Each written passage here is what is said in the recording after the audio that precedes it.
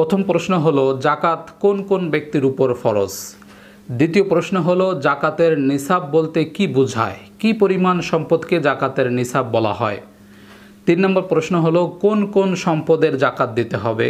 তো প্রথম প্রশ্ন ছিল জাকাত কোন কোন ব্যক্তির উপর ফরজ।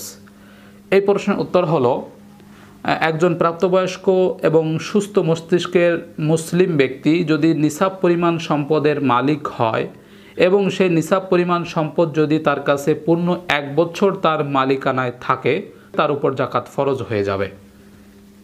তো 2 নম্বর প্রশ্ন হলো জাকাতের নিসাব বলতে কি বোঝায়, কি পরিমাণ সম্পদ থাকলে সেটাকে জাকাতের নিসাব হিসেবে গণ্য করা হয়।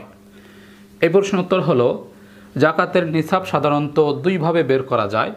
এক হলো স্বর্ণকে স্ট্যান্ডার্ড ধরে আর এক হলো রূপাকে স্ট্যান্ডার্ড ধরে। আপনি চাইলে স্বর্ণকে স্ট্যান্ডার্ড ধরে জাকাত বের করতে পারেন অথবা আপনি চাইলে রূপাকে স্ট্যান্ডার্ড ধরেও জাকাত বের করতে পারেন। স্বর্ণকে যদি স্ট্যান্ডার্ড ধরে জাকাত বের করতে চান, নিসাব পরিমাণ সম্পদ বের করতে চান, তাহলে 7.5 ভরি স্বর্ণ হলো জাকাতের নিসাব। আর রূপাকে স্ট্যান্ডার্ড ধরে যদি আপনি জাকাতের নিসাব বের করতে চান তাহলে 52.5 তোলা রূপা যদি আপনার মালিকানায় থাকে অথবা সমপরিমাণ বাজার দর যেটা 52.5 তোলা রূপার যে বাজার দর আছে বর্তমান বাজারে, সমপরিমাণ নগদ অর্থ যদি থেকে থাকে আপনার কাছে তাহলে আপনি নিসাব পরিমাণ সম্পদের মালিক হয়ে গেছেন। 7.5 ভরি স্বর্ণ অথবা 52.5 তোলা রূপা, আপনি যে কোনোটাকে স্ট্যান্ডার্ড ধরে জাকাত বের করতে পারবেন, সে স্বাধীনতা আপনার আছে। এরপর 3 নম্বর প্রশ্ন ছিল কোন কোন সম্পদের জাকাত দিতে হবে। এই প্রশ্নের উত্তর হলো জাকাত দিতে হবে প্রথমত স্বর্ণ এবং রূপার জাকাত দিতে হবে।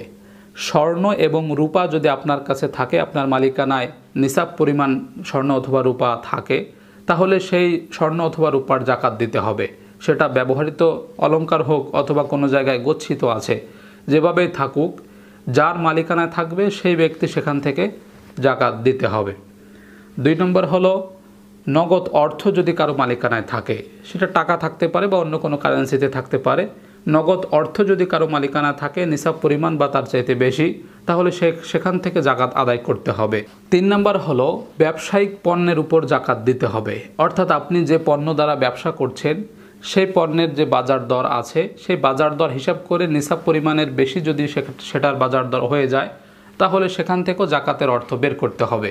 4 নম্বর হলো আপনি আপনার আবাদি জমিতে যে ফসল উৎপন্ন করছেন সেই ফসলের ওসর হিসাবে জাকাত আদায় করতে হবে। আপনি বাণিজ্যিকভাবে যে পশু পাখি বা মাছ ইত্যাদি উৎপন্ন করছেন সেখান থেকেও আপনার জাকাত আদায় করতে হবে। এই 5 প্রকারের সম্পত্তি থেকে আপনার জাকাত দিতে হবে।